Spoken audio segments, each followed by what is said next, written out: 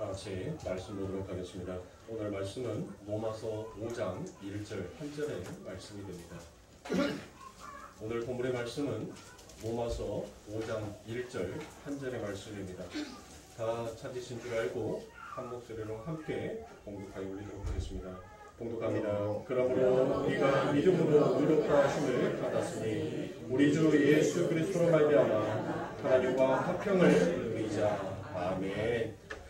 자, 너는 누구냐라는 이 말씀을 가지고 우리가 지금 네 번째 시간에 가지고 있습니다. 그래서 지난 시간에 우리가 함께 은혜 나눴던 것이 무슨 말씀인지 여러분들 혹시라도 기억하시고 계시는 부분이 있으십니까? 성경 속에 등장하는 여러분들 그 선악과가 바로 무엇이다라고 제가 여러분들에게 말씀을 드렸어요.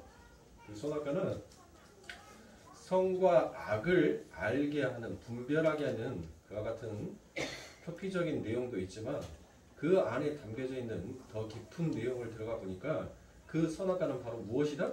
바로 내가 그 선악과처럼 남들에게 보여질 때 보암직도 하고 먹음직도 하고 지혜로울 만큼 탐스러운 자가 되고 싶다라는 것이 그 선악과 안에 담겨져 있는 뜻이라고 제가 여러분들에게 말씀을 드렸어요. 이처럼 수많은 사람들은 자기가 많은 사람들에게 존경을 받고 많은 사람들에게 사랑을 받으며 그 인기와 권력을 누리고 싶어하는 것이 인간의 죄됨의 본성이더라는 것입니다. 그래서 인간들은 더욱더 강인한 자, 강한 자가 되고 싶어 하더라는 것이에요.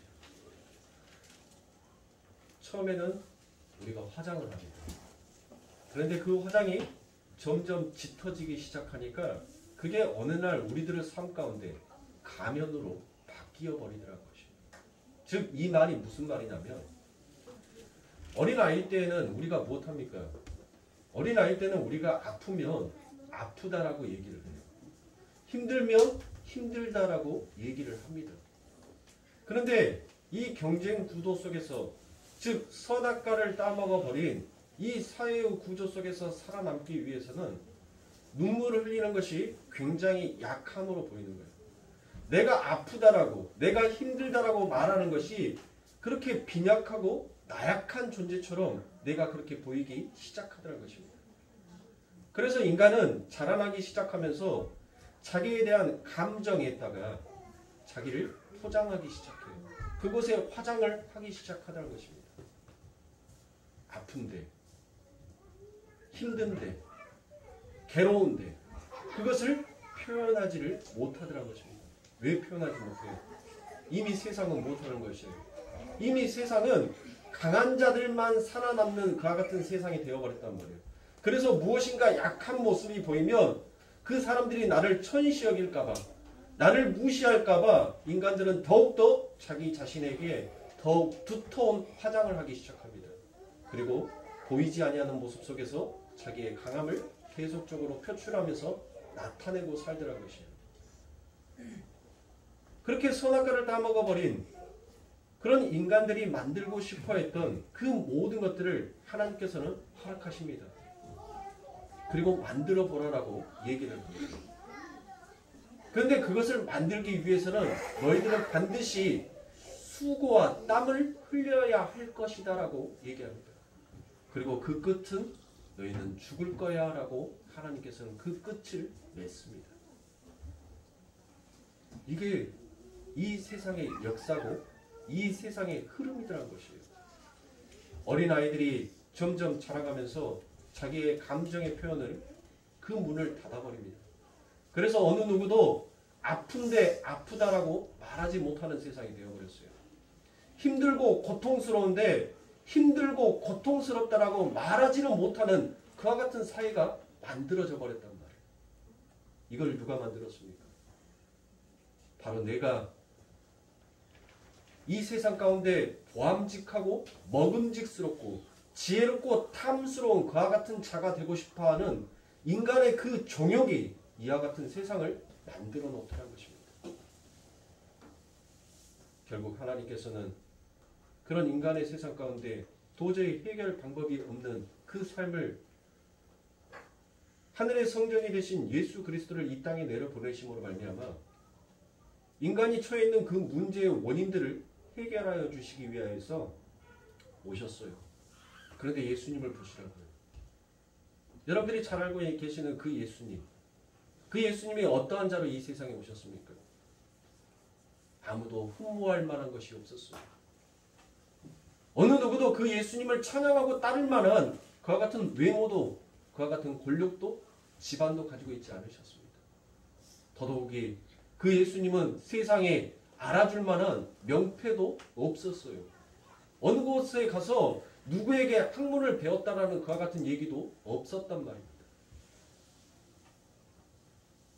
세상에 그렇게 약하고 보잘것없고 그렇게 미천했다라고 생각했던 그 예수가 이 세상을 해결해 줄 수 있는 구원의 길을 열어놓더라는 것입니다. 오늘날 우리 성도들이 정말 진정으로 가야 할 길이 무슨 길이에요? 나의 강함을 표출하는 것이 교회가 아닙니다. 교회는 나의 약함을 드러내는 것이 교회인 것이에요.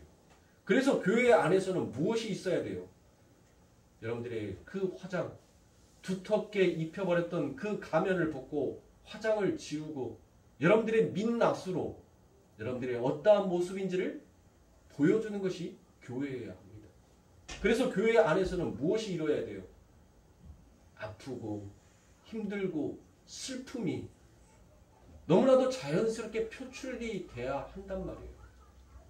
그런데 교회마저도 아버지 하나님의 성전마저도 무엇으로 가더란 거예요? 강함으로 가더란 것입니다. 세상의 흐름으로 그와 같이 흘러가더란 것이에요.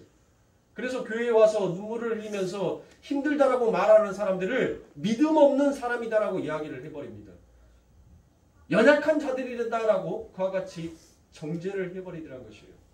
그러니 성도들은 무엇합니까? 하나님의 성전은 더욱더 화려해지고 더욱더 큰 힘을 바라면서 더욱더 아름다운 모습으로 가고 있는데 그 안에 교회는 그 안에 하나님의 성전의 백성들은 점점 골병들어 병들어서 죽고 가고 있더란 거예요. 그런데 어느 누구도 그 성도의 아픔을 그 성도의 병듦을 돌보려 하지 아니하더란 것입니다. 사랑하는 성도입니다. 진정한 예수 그리스도를 머리로 한 하나된 교회라면 내 형제가 내 자매가 아파하면 무엇할 수 있어야 돼요? 그 아픔을 함께 나누면서 한 분이신 그 아버지 하나님 앞에 기도할 수 있어야 합니다. 내 형제가 슬퍼하면 그 슬픔의 눈물을 닦아주면서 그를 위로할 수 있는 것이 그게 진정한 하나님의 성전인 것이고 그게 하나님의 나라의 백성들의 삶인 것입니다. 나를 더욱더 치장하고 포장하는 것이 교회가 아니에요. 하나님의 말씀은 여러분들이 지우지 못하는 그 얼굴의 메이크업을 지워버리는 폼 클린저과 같은 거예요.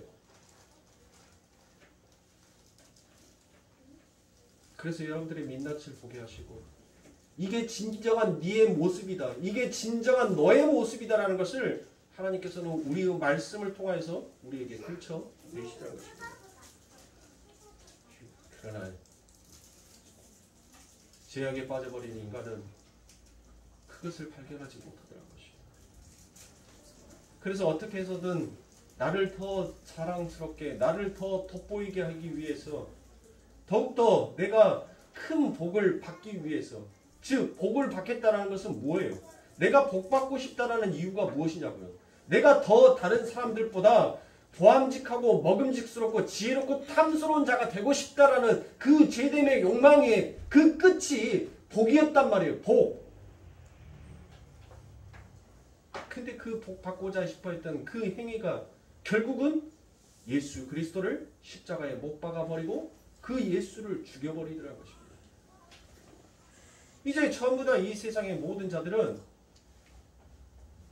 왕의 아들을 죽여버리는 그와 같은 더 이상 그 죄를 씻을 수 없는 대역 죄인이 되어버렸어요. 그런데 하나님께서는 그렇게 인류의 끝을 맺어버리시는 것이 아니라 그 십자가를 통하여서 당신의 백성들이 아버지와 하나님의 나라로 올라올 수 있는 스테어웨이, 즉 하늘로 통과할 수 있는, 하늘로 올라올 수 있는 그 계단을 열어주시더란 것입니다. 사랑하는 성도님들, 성경에 보면 성전에 대해서 그와 같은 내용이 에스겔서에 보면 아주 자세하게 기록이 되어 있습니다. 그런데 성전 문으로 들어가는 그 문마다 무엇이 있다라고 얘기를 하냐면 거기에는 계단이 있다라고 이야기를 합니다. 성전은 여러분도 알다시피 분명 하나님의 나라의 원형으로 하여 지어진 모형이 바로 성전이지 않습니까? 그렇죠. 그러니까 하나님의 나라 그 문으로 들어가기 위해서는 반드시 무엇을 통과해야 하냐면 계단을 통과해야 한다는 것입니다. 그러면 여러분들 그 계단은 어떤 계단이냐고요? 아버지 하나님의 나라에 입성하기 위해서는 우리가 반드시 딛고 가야 할 계단이 있단 말이에요. 그 계단이 무엇이냐고요? 그 계단이 바로 여러분들 하나님께서 당신의 성전에 올라올 수 있는 그 계단을 만들어 놓으셨는데 당신의 백성들은 그 계단을 볼 수도 없고 걸어갈 수도 없었어요. 그리고 그 계단이 무엇인지조차도 몰랐단 말이에요. 지금 오늘 우리 성도들이 어떤 계단을 딛고 가야 합니까? 라고 제가 질문을 했었을 때 여러분들이 입에서 쉽게 답변을 하지 못하듯이 그냥 막연한 천국의 계단이다라고 여러분들 그와 같이 생각을 합니다. 그런데 하나님께서는 그 계단이 무엇인지를 바로 야곱의 이야기에서 하나님은 그 천국의 계단을 우리들에게 보여지는 그림으로 나타내고 계시더라는 것이에요. 자, 야곱이 여러분들 어떻습니까? 야곱이 정신없이 도망을 가죠. 그리고 난 다음에 너무 힘들어서 거기서 돌베개를 빌고 눕습니다. 거기서 등장하는 것이 무엇이었습니까? 사닥다리.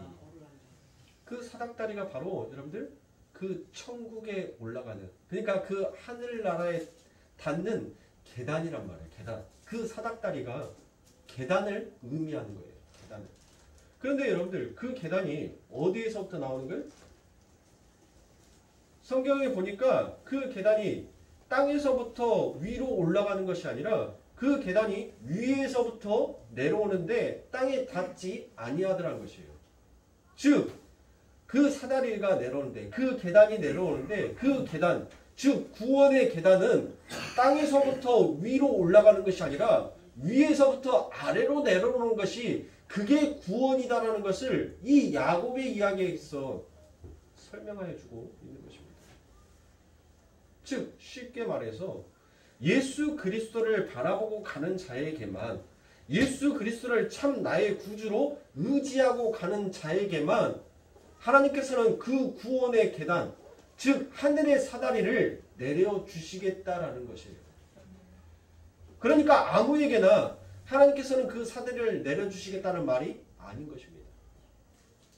하나님을 의지하는 자, 하나님의 구원을 신실하게 믿는 자, 그에게 하나님께서는 그 하늘의 사자들이 그 하늘의 복, 즉 구원의 복, 영생의 복, 그 복을 가지고 오르락 내리락 하는 거예요.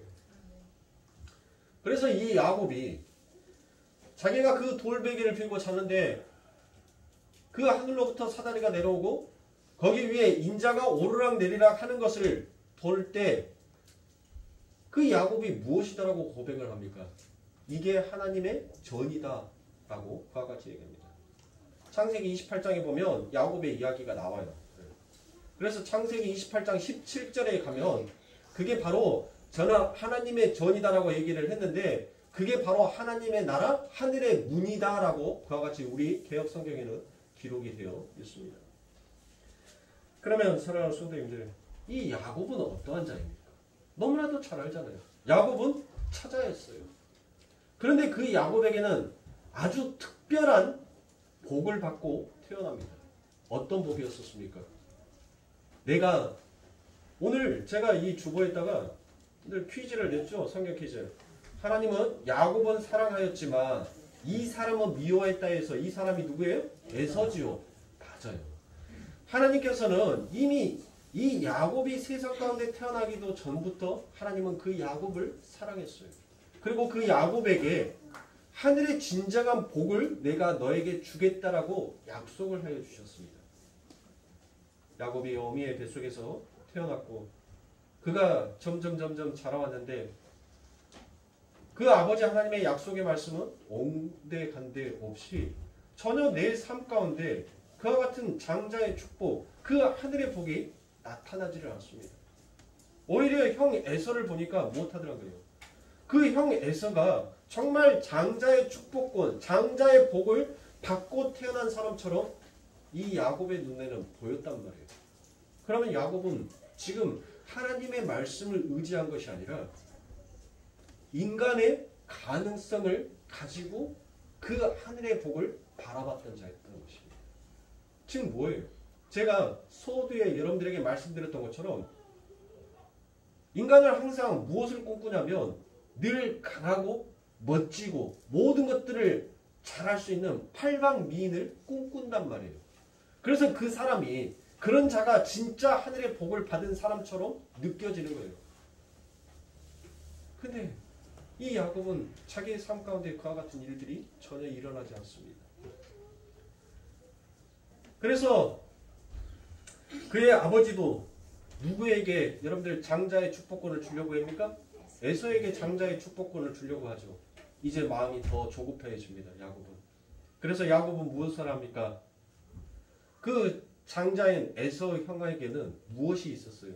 털이 많았단 말이에요. 그래서 염소의 가죽을 가져다가 그것을 입고 아버지에게 갑니다. 지금 이 야곱이 입고 간 것은 여러분들 염소 옷이죠. 염소의 털 옷을 입고 갔단 말이에요. 그거는 창세기에서 이미 하나님께서 아담과 하와가 범죄함으로 말미암아 그들이 죽을 수밖에 없는데 그들에게 하나님께서는 무죄한 죄인을 무고한 그 양의 피를 흘리게 하시고 그 가죽옷을 그들에게 입혀버렸다는 이야기의 계속적인 구원이 무엇인지를 하나님은 설명하고 있는 것이에요. 자, 이 야곱이 그 양의 털의 옷을 입고 아버지에게 갑니다. 그리고 난 다음에 장자의 축복을 받기 위해서 가요. 그런데 아버지가 무엇이다라고 얘기합니까? 아니 야곱을 만져보니까 장자 에서와 똑같단 말이에요. 왜요? 장자 에서의 몸에는 그와 같이 동물의 냄새, 털도 많았었어요. 그런데 아버지 저에게 장자의 축복을 주시옵소서라고 얘기를 하니까 무엇이더라고 얘기해요. 아니 몸은 에서인데 목소리는 야곱이다라고 얘기를 합니다. 그런데 그 아버지가 무엇을 합니까? 그 야곱에게 축복을 해줘버리는 것이에요. 목자는 양의 음성을 안다라고 했어요. 그런데도 불구하고 분명히 목소리는 야곱인지를 알면서도 그가 무엇을 입고 갔기 때문에 그 아버지가 그에게 축복을 해줬어요? 그가 가죽옷을 입고 가버렸기 때문에, 즉 장자의 옷을 입고 가버렸기 때문에 그 아버지는 그 아들에게 축복을 해줘버린 것이에요. 구원은 예수 그리스도의 그 피와 그 흰 옷을 입고 가야지만이 구원을 받을 수 있는 것이지, 우리의 힘으로 우리의 노력으로 우리의 옷을 입고 가는 것이 그게 구원이 아니다라는 것을 성경은 계속 우리들에게 이야기를 해주고 있는 것입니다. 자, 이 야곱이 그와 같이 하나님 앞에 복을 받았어요. 엄청난 축복을 받았단 말이에요. 근데 야곱이 쫓겨나죠. 아니 장자의 복을 받았는데 쫓겨나요 안 쫓겨나요? 이 야곱이 쫓겨난단 말이에요. 그런데 복받은 장자의 축복을 받은 자, 장자의 축복이라는 것은 그 집안에 있는 모든 재산과 모든 기업을 물려받은 자를 장자다라고 얘기를 한단 말이에요. 근데 야곱이 쫓겨갔을 때는 여러분들 뭘 가지고 갔어요? 아무것도 가지고 간 거 없이 빈 털터리로 그는 쫓겨났습니다. 왜 쫓겨났을까요?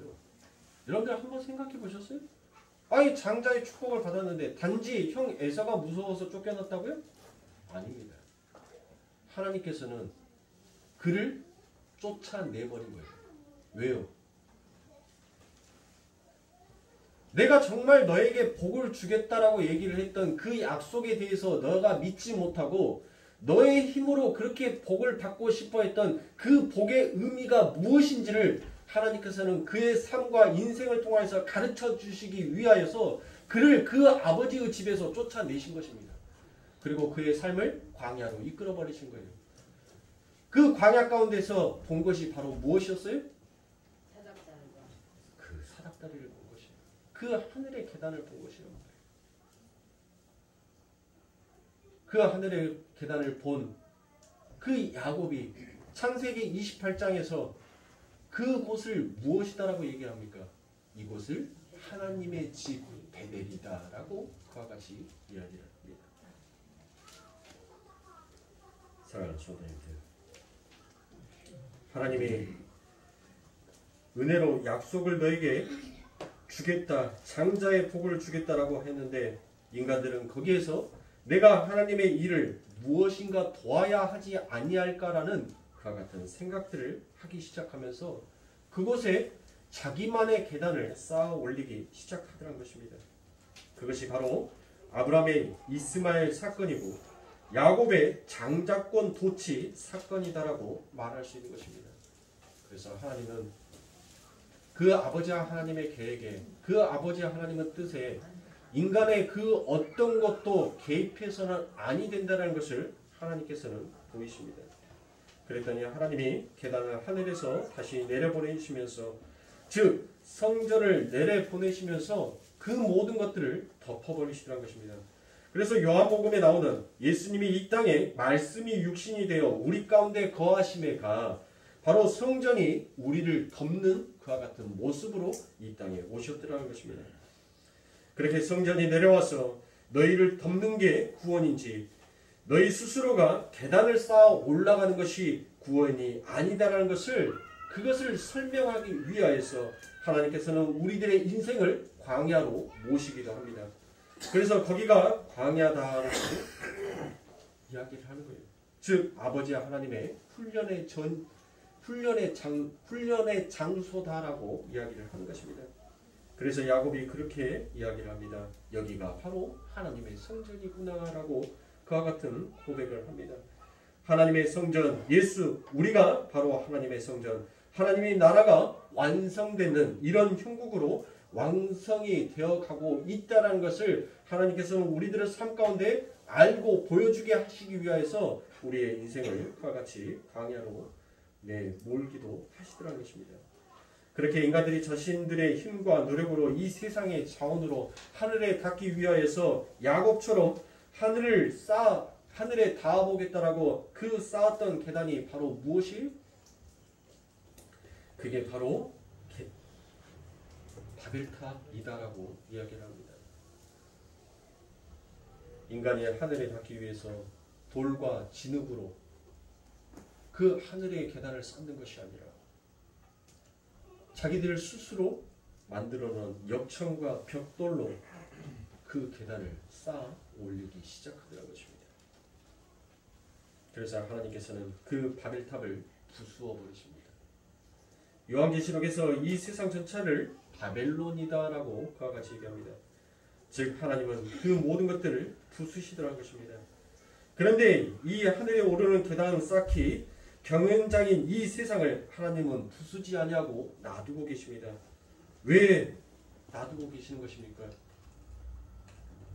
바로 그 계단 쌓기라는 그 고난을 통하여서 너희들이 진정 의지해야 할 것, 너희들이 진정 쌓아야 할 것이 무엇인지를 하나님께서는 우리들의 삶 가운데 가르치시라는 것입니다. 사랑하는 성도님들, 인간의 그 자기에 대한 자기 꿈과 자기의 성을 쌓기 위한 자기만의 유토피아를 완성하기 위한 그 집요함이, 그렇게 성을 쌓고 그렇게 계단을 쌓고자 싶어했던 인간의 그 취약하고 그 지독함이 무엇으로 여러분들 나타나는 줄 아세요? 그게 바로 이집트에 가면 무엇이 있습니까? 피라미드가 있죠. 그 이집트의 피라미드를 우리가 7대 불가사리다라고 얘기합니다. 여러분들 왜 그 이집트가 7대 불가사리인지는 아세요? 그냥 7대 불가사리 하니까 그냥 불가사리다라고 여러분들 그와 같이 생각하시면 안 됩니다. 이 피라미드는 여러분들 아브라함이 태어나기 전 700년 전에, 그러니까 BC 2700년 전에 만들어졌어요. BC 2700년 전에 만들어졌단 말이에요. 그런데 여러분들 한번 생각해 보세요. 그 피라미드가 쌓기 위해서 거기에 쓰인 돌의 개수가 여러분들 몇 개인 줄 아세요? 268만 개가 거기에 쌓였습니다. 그 전체의 무게만도 약 600만 톤이 됩니다. 그러니까 돌 한 개의 무게가 약 2.5톤 정도가 돼요. 2.5톤 정도. 그런데 이 석회암이라는 이 돌을 여러분들 어디에서 갖고 왔겠어요? 우리가 이집트를 안 가봤지만 TV에서 이집트에 대한 피라미드를 자주 보여줬으니까, 아니 이 이집트 피라미드가 설계가 되어 있는 이곳에 보면 어디 하나 가서 돌 하나 가지고 올 만한 곳이 없었단 말이에요. 그런데 그 피라미드를 만들었어요. 무려 그 피라미드가 지어진 곳에서 850km나 떨어지는 그곳에서 그 돌을 캐다가 나일강을 통하여서 그 돌을 날라 그 엄청난 피라미드를 쌓았단 말이에요. 그런데 그 피라미드를 여러분들 건설을 하는데 약 20년이 걸렸다라고 합니다. 20년이. 그러면 사랑하는 선생님들, 그 피라미드가 한 시간에 몇 개씩 돌을 올려야지만이 여러분들 그 피라미드 268만 개의 돌을 면도칼 하나 들어갈 틈 없이 정확하게 올렸겠냔 말이에요. 요즘 수학 문제가 이렇게 나와요. 초등학교 수학 문제가 이렇게 나온다니까요. 네. 그냥 저희 때는 어때요? 저희 때는 268만 빼기 20은 얼마? 나누면 얼마? 하고 이렇게 하고 답만 적으면 딱 됐잖아요. 근데 요즘은 안 그래요. 요즘은 아주 문장부터가 리얼하게 나옵니다. 리얼하게. 자, 피라미드가 완성이 되기 위해서는, 피라미드는 높이가 146m, 밑변이 230m이고 거기에 들어간 돌이 268만 개다. 그런데 이 268만 개를 쌓아 올리기 위해서는 1년 동안 한 번도 쉬지 않냐고, 무려 20년 동안을 한 번도 쉬지 않냐고 이 돌멩이를 쌓아 올렸다. 그러면 한 시간에 돌을 몇 개를 쌓아야 이 268만 개의 돌을 20년 동안 쌓을 수 있을까? 이게 요즘 시험 문제예요. 이게 시험 문제라니까요. 지문을 잘 읽어야지만이 여러분들 뭐 할 수 있어요? 풀 수 있게끔 요즘은 이렇게 바꿔놨어요. 자, 그러면 여러분들 지금 산수 시간 아닌데, 자, 한번 산수를 해보자고요. 자, 268만 개 나누기, 제가 20년이 걸린다고 했죠. 그러면 나누기 20을 하고, 자, 1년은 몇 시예요? 1년은 365일이죠. 자, 365를 또 나눠요. 그리고 하루는 몇 시간이에요? 24시간.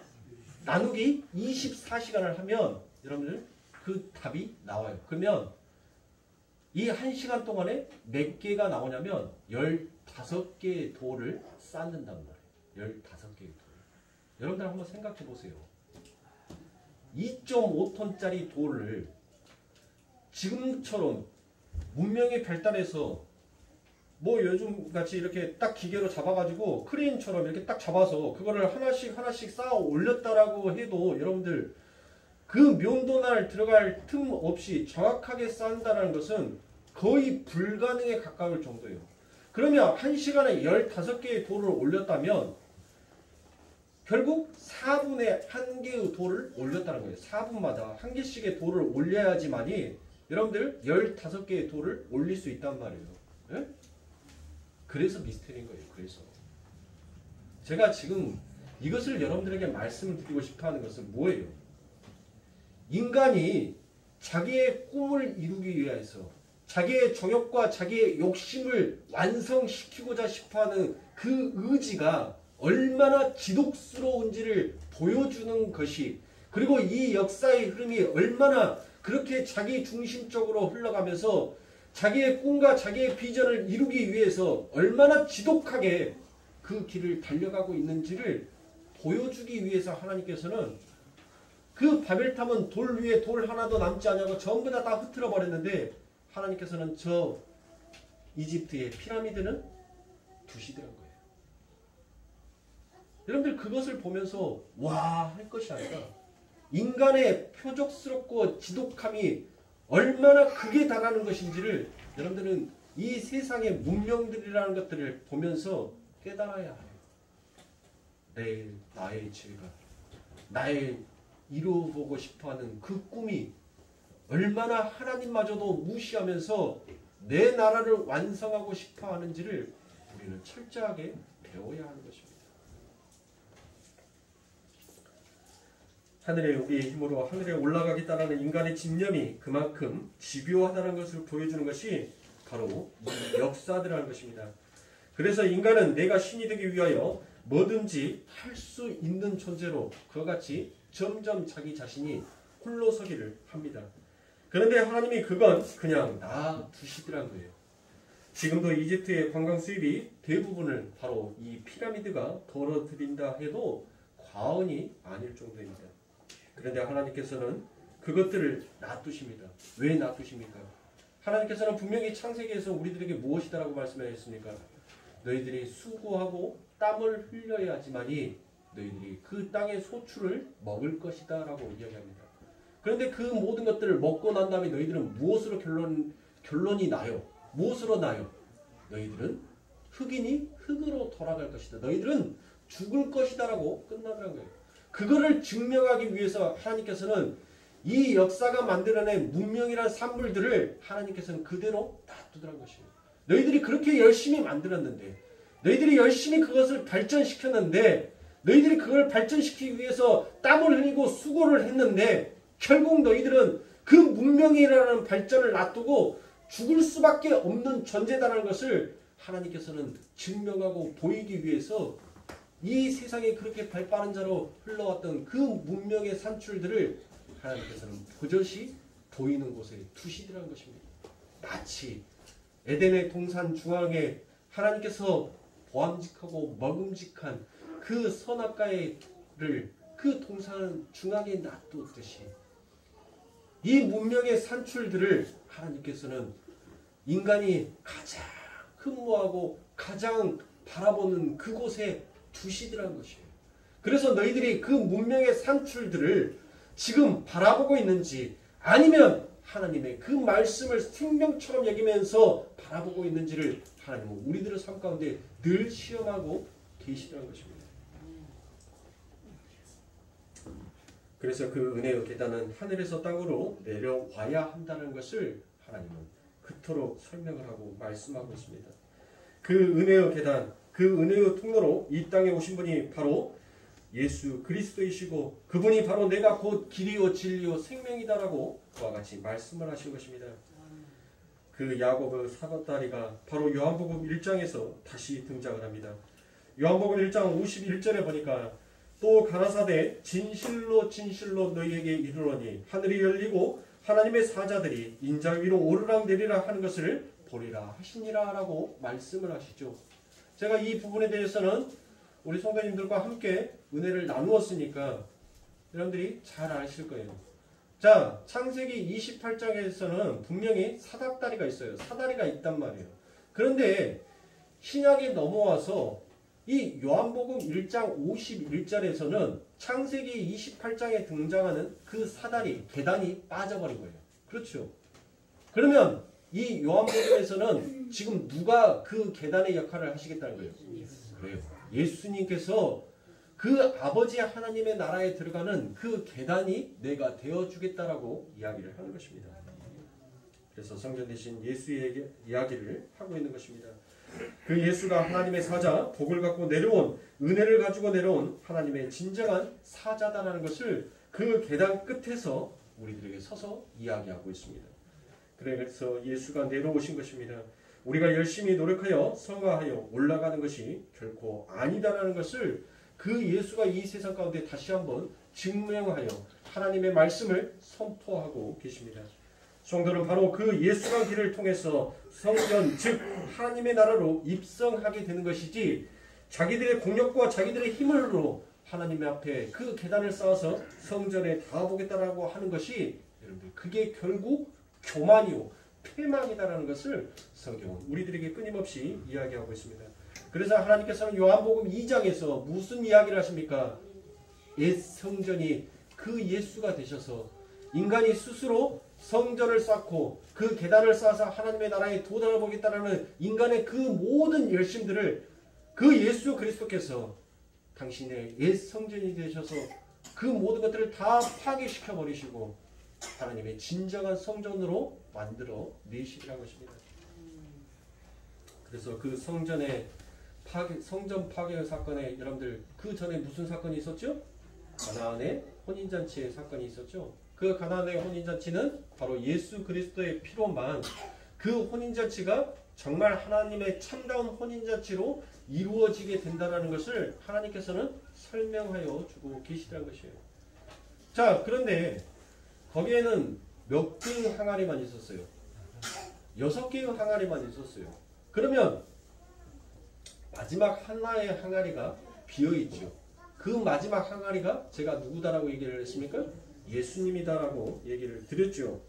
그러면 제가 이 가나안의 잔치에서 혼인잔치에서 여러분들에게 왜 예수님이 7번째 항아리인지를 제가 설명을 드렸는데 또 시간이 지나서 우리 성도님들이 머릿속에서 가물가물 하실까봐 왜 예수님께서 7번째 성전이 되셨는지 왜 7번째 항아리가 되셨는지 그것을 다시 한번 설명해 드리도록 하겠습니다. 자, 예수께서 십자가에 죽으시기 전에 무엇이다라고 말씀을 하십니까? 내가 목마르다라고 그와 같이 말씀하십니다. 그건 성경의 말씀을 응하게 하기 위함이다라고 그와 같이 기록이 되어 있어요. 그래서 목이 마른 게 아니더라는 것입니다. 그러니까 예수님은 지금 내가 목이 말라서 목마르다라고 말씀하시는 것이 아니라 그 예수 그리스도께서는 지금 하나님과 당신과의 사이에서 무슨 약조가 있었단 말이에요. 그 약조가 이루어지기 위해서는 반드시 하나님께서는 이 말씀을 하셔야 했던 것이에요. 그러니까 예수님은 내가 목마르다라고 말씀하시는 것은 지금 무엇인가를 우리들에게 유도하고 있더라는 것입니다. 그래서 예수님이 목마르다라고 하시자 군인들이 그 예수님에게 신 포도주를 여러분들 우술초에 묻혀서 주지요. 그렇죠? 그런데 그 포도주의 안에는 여러분들 뭐가 있었다라고 합니까? 자, 요한복음 19장 28절부터 30절의 말씀을 제가 여러분들에게 읽어드리도록 하겠습니다. 이후에 예수께서 모든 일이 이미 이룬 줄을 아시고 성경으로 응하게 하려 하사 가라사대 내가 목마르다 하시니 거기 신 포도주가 가득히 담긴 그릇이 있는지라. 사람들이 신 포도주를 먹으면 해융을 분명히 뭐가 있어요? 해융이 있었단 말이에요.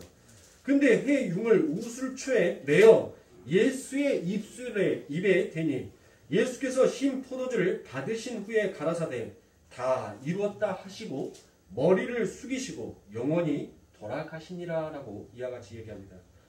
자, 예수님께서 우술초에 발린 포도주를 받으시자마자 무엇이다라고 얘기합니까? 텔레니스, 즉 다 이루어버렸다라는 그 말씀을 하신단 말이에요. 그리고 난 다음에 그 예수님이 돌아가셔요. 그런데 왜 하필 포도주냔 말입니다. 왜 하필 포도주? 그곳에 왜 신포도주가 있냔 말이에요. 그리고 그 포도주는 지금 무엇을 의미하고 있는 것입니까? 그리고 왜 그건 굳이 우술초에 메어서 전달이 되어야 하냐는 것입니다. 창에다 메어서 줘도 충분히 되는 것을 왜 여러분들 그 우술초 끝에다 적셔서 그 예수께 전달이 되어야 했을 거예요. 자, 먼저 그 포도주가 무엇을 의미하고 있는지를 한번 말씀을 통해서 보도록 하겠습니다. 마가복음 10장 38절에 보니까 예수께서 가라사대 너희 구할 것을 너희가 알지 못하는도다. 너희가 나의 마시는 잔을 마시며 나의 받은 세례를 받을 수 있느냐라고 그와 같이 말씀합니다. 예수께서 십자가에서 받으셔야 할 잔이 있다라는 것이죠.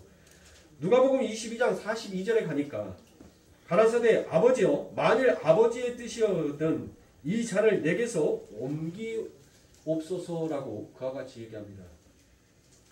예수님이 받아야 할 잔이 있어요. 예수님이 마지막으로 받으신 이 잔, 바로 저주의 잔이고 심판의 잔이며 예수님은 이 잔을 받으신 후에 운명을 하시더란 것입니다. 그래서 신포도주를 맨 마지막에 마시고 죽는 거다라고 그와 같이 말씀합니다. 이 잔, 예수님이 그토록 무서워했던 이 잔, 그런데 성경에는 이 잔 말고도 또 다른 잔이 등장을 하더란 것이에요. 자, 누가복음 22장 20절에 가보니까 저녁 먹은 후에 잔도 이와 같이 하여 가라사대 이 잔은 내 피로 세운 새 언약이니 곧 너희를 위하여 붓는 것이라 라고 그와 같이 말씀합니다. 자, 제자들에게도 여러분들 주는 잔이 있어요. 그렇죠. 제자들에게도 주었던 잔이 있단 말이에요. 근데 그 잔이 무슨 잔이에요? 그 잔이 바로 포도주란 말이에요. 그것도. 그렇죠. 그런데 그건 예수의 피다라고 그와 같이 얘기를 합니다. 자, 우술처가 여러분들 뭐죠? 우술처. 여러분들 우술처 하면 여러분들 머릿속에서 가장 먼저 떠오르는 것이 무슨 사건입니까? 애굽의 출애굽 사건 아닙니까? 그렇죠. 하나님의 백성들이 그 애굽에서 어떻게 탈출하게 되었어요? 네? 하나님께서는 분명히 그 모세를 통하여서 무엇을 전달하였습니까? 너희들이 이제 이 마지막 재앙이 너희들 집안에서 넘어가기 하기 위하여서는 흠없는 그 어린 양의 피를 그 문지방에 바를 때 무엇으로 바르라라고 얘기합니까? 그냥 천으로 갖다가 바르라라고 얘기해요? 아니라고요. 우술처로 그 문지방에 바르라라고 이야기를 합니다. 자, 애굽에서 이스라엘이 출애굽할 때 어린 양, 무죄한 어린 양의 피를 발라 임방과 물설주에 바르는 도구가 바로 우설주였습니다. 그런데 거기에 발린 피가 바로 무슨 피예요? 어린 양의 피인 것이에요. 지금 세례 요한이 보라 세상죄를 지고 가는 하나님의 어린 양이로다 하는 그 어린 양이 바로 십자가에 달려 있더라는 것입니다. 거기에 어린 양의 피가 발려져야 하는데 반드시 무엇으로 발려져야 한다는 것이에요? 우술초로 발려져야 하더라는 것입니다. 그 우술초로 발려지기 위해서는 그 예수가 뭐 해야 돼요? 죽음의 잔이, 심판의 잔이 되어야 하더라는 것입니다. 그래서 하나님의 말씀을 응하게 하기 위해 먼저 신포도주 잔이 예수께로 가게 되는 것입니다. 그리고 그 잔을 받은 그 예수님이 다 이루었다라고 말씀하시고 죽는 거라는 것입니다. 진짜 그 피가 우술초에 묻혀 우리에게 발려진 것이 전부 다 이루어졌다는 것이에요. 그런데 여러분들 한번 생각해 보시란 말이에요. 그 우술초가 발린 어린 양의 피가 200만 명의 집에 발려졌었을 때 그 200만 명이라면 여러분들 이 광역시에 사는 사람들을 전부 다 지방 안에 전부 다 발려졌단 말이에요. 네? 자, 오늘 밤에 그 죽음의 사자가 너희 집의 문턱을 넘어갈 때 너희들은 임방과 물설주에 그 어린 양의 피 우술초를 통해서 그 문방에다가 피를 바르면 그 사망의 권세가 떠나갈 것이다 라고 이야기를 했어요. 그러면 여러분들이 보시라고요. 그 시간에 그 피가 발라지는 시간에 여러분들 그 집안 안에서 부부싸움 안 한 사람이 있었겠어요? 그 시간에 여러분들 도둑질 안 한 사람이 있었겠냐고요. 네? 그 시간에 간음하지 아니하는 사람 있었겠습니까? 그런데 하나님이 그 안의 내용물을 안 보시고 무엇만 보시더라고요. 그 문방과 문설주와 임방에 발라지는 뭐만? 피만 보시더란 거예요. 이게 구원이란 거예요. 이게 구원. 그 안에서 어떤 것을 하더라도 저와 여러분들의 삶 가운데 예수 그리스도의 피, 예수 그리스도께서 주신 그 흰 옷을 입지 아니하면 절대로 우리들이 아무리 우리 스스로 하나님을 열심히 찬양하고 그 안에서 율법과 선행과 제사를 지낸다 하더라도 그거는 구원에 이룰 수가 없더란 거예요. 오직 예수 그리스도의 피가 발라진 자, 예수 그리스도의 그 흰 옷을 입은 자만이 아버지 하나님의 나라의 구원에 입성할 수 있는 것입니다. 그래서 제가 우리 성도님들에게 율법의 형식을 벗어나라고 말씀을 드리는 거예요. 율법의 형식 속에 들여지는 제사를 하지 말자라고 얘기를 하는 것입니다. 그래서 저희 교회에서는 모든 절기를 못한 거예요? 다 폐한 거예요. 다 폐해요. 왜요? 그 절기는 예수 그리스도가 어떻게 오실 것을 설명하기 위해서 지내왔던 절기였지, 이미 예수 그리스도가 이 땅에 오셔서 모든 것을 다 이루었다라고 말씀하셨는데 굳이 이곳에서 또다시 그 절기를 지켜야 된다는 의미가 없기 때문에 제가 여러분들에게 우리 교회는 맥주감사절, 추수감사절 그런 것들을 다 지키지 않습니다. 성탄절도 지키지 않으려고 했는데 저 어린 아이들에게 성탄의 의미가 그래도 어린 아이들에게 마음속에 남아있으면 그 어린 아이 시절에 그 하나님의 교회를 가면 아버지 집에 가면 맛있는 거 먹을 거 주더라. 그 기억에 다시 되돌아오는 하나님의 어린 양들이 있어서 그래서 제가 성탄절만큼은 그냥 그대로 두겠습니다라고 했던 것입니다. 그러니 사랑하는 성도님들, 이제 10월달도 거의 다 갔어요. 11월달에 이제 추수감사절이 돌아옵니다. 사랑하는 성도님들, 우리는 날마다 하나님 앞에 감사의 제사를 지내고 있어요.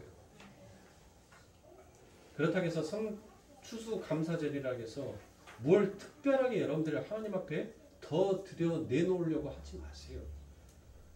그냥 내 일상, 내 삶 가운데서 그 하나님을 감사하고 찬양할 수 있는 저와 여러분들이 되어야 하실 것입니다. 자, 그래서 예수님의 새 언약의 피 그게 마찬가지입니다. 우리가 어떠한 존재인가, 그걸 근거로 피가 발라져 있는지 아니한지에 따라서 우리들은 그 아버지 하나님의 구원에 우리가 하나님의 그 성전의 계단을 딛고 올라갈 수 있는지 없는지가 그곳에서 결정이 되는 것입니다. 예수의 피가 우슬초에 발라질 때 온 세상이 한 일이 바로 무엇이었습니까? 합심하여서 예수를 죽이는 것밖에 없었습니다. 그래서 그 주위에 전부 마리아밖에 없었다라고 그와 같이 얘기합니다. 여러분들, 예수님의 죽음의 현장에서 누구만 남아있었어요? 마리아만 남아있었단 말이에요. 그 마리아의 이름이 뜻이 무엇입니까? 쓴물이에요. 쓴물. 그 쓴물이 예수 그리스도의 십자가 그 피로 말미암아서 이제 단물이 되어버린 것입니다. 예수 그리스도는 당신이 아무도 찾지 않는, 아무도 마실 수 없는 그와 같은 쓴물이 되어버리셨고, 그 예수 그리스도의 그 십자가가 마라의 쓴물, 그 우물에 던져지게 되자 무엇하더라고요? 그 쓴물을 전부 다 제거시켜버리고 단물이 되어버린 것입니다. 그래서 예수님께서 무엇이다라고 얘기해요? 너희들은 나보다 더 큰 일을 할 것이다라고. 왜요?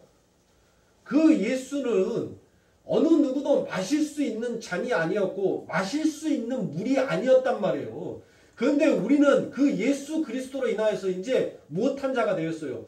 어느 누구나 나로 인하여서 먹고 생명을 의지하고 연장할 수 있는 자가 되었어요. 나로 인하여서 생수의 물, 생명의 물이 되어서 땅에 저주받았던 그 짐승들이 땅이 이제 회복할 수 있는 자로 바뀌게 되었다는 것이에요. 이게 우리들의 삶 가운데 구원을 설명하는 축복이다라는 것을 지금 성경이 이야기하고 있는 것입니다. 여러분들의 삶 가운데 저주가 있다고요? 그건 여러분들의 마음의 정욕이 결국 그 저주의 산물을 만들어낸 것이에요. 저와 여러분들이 진짜 하나님을 믿는다면, 진짜 예수 그리스도의 그 이름을 믿는다면 우리들의 삶 가운데에서는 이제 무엇이 없어졌어요? 저주가 거두어졌단 말이에요. 누구로 인하여서? 예수 그리스도로 인하여서. 우리는 이제 쓴물이 아니라 단물이 된 자예요. 그것을 하나님께서 인정하고 고백하게 하기 위해서 우리를 어디로 내모신 거예요? 광야로 내모으셨단 말이에요. 그런데 내 삶 가운데 찾아오는 고난은 뭐죠?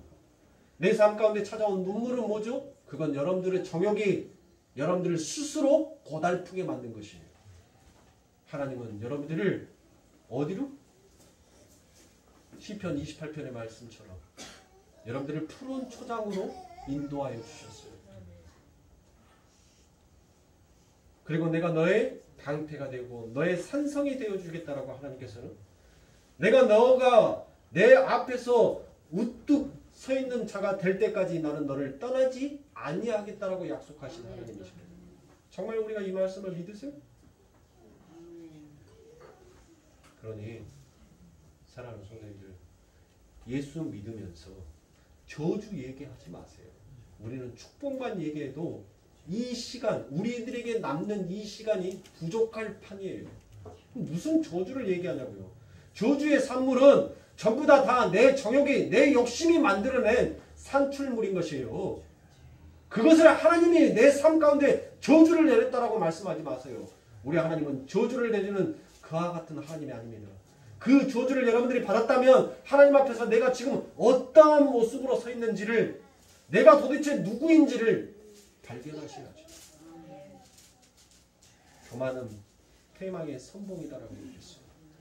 내가 하나님 그 앞에 목을 꼿꼿이 든 독사처럼 언제든지 그 하나님마저도 내 소원과 내 성취를 이루어지지 아니하면 내 온갖 독을 다 퍼부어서라도 당신을 죽여버리고 말겠다라는 그와 같은 독어른 독사의 목을 하나님은 꺾어버리시더란 거예요.